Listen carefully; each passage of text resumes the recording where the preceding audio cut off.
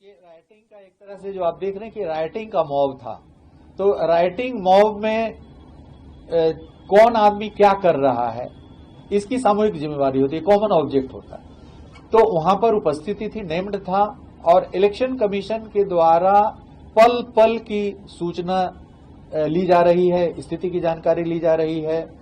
और इस घटना के संबंध में आपने देखा होगा कि 2 थानेदार सस्पेंड हुए हैं, एक डीएसपी निलंबित हुए हैं, एक डीएसपी का ट्रांसफर हुआ है, रूरल एसपी का ट्रांसफर हुआ है।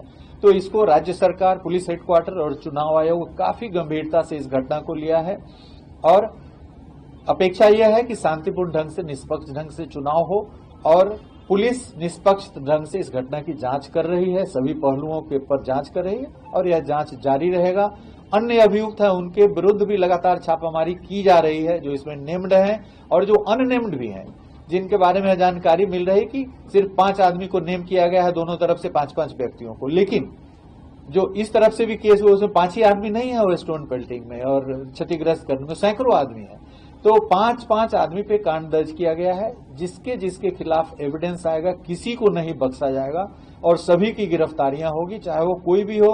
कानून को जिसने भी हाथ में लेने का प्रयास किया है और भविष्य में करेगा, उसको कानून बख्शेगी नहीं। आज न कल उनको कानून के शिकंजों में आना पड़ेगा। इसलिए किया गया कि उनका काफिला जो है वहां से गुजर रहा नहीं, गुजरने की बात नहीं है। ये जो घटना हुई है उसमें हत्या का कांड दर्ज किया गया है, नामित भी है, वहां पर उपस्थित है, और जो दोनों तरफ से जो झड़प हो रहा है, बलवा हो रहा है, मारपीट की घटना हो रही है, पत्थरबाजी हो रही है, तो ये एक तरह से दंगा का सिचुएशन है, जिसको हम लोग कानून के तौर पे राइट कहते हैं। तो राइट में कॉमन जिम्मेवारी होती है, कॉमन उद्देश्य, सामान्य उद्देश्य, मतलब लड़ाई झगड़ा सामान्य उद्देश्य से हो रहा है, इसमें कौन क्या कर रहा है वो मायने नहीं रखता है।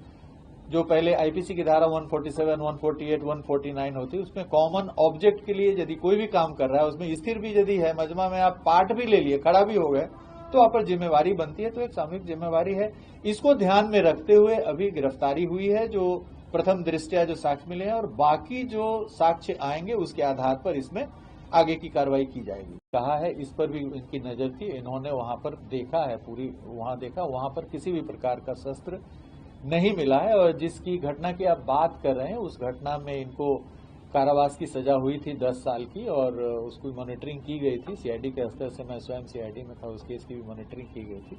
तो वो घटना अलग है। अभी जो उस दिन भी जो घटना हुई है, और कल भी एक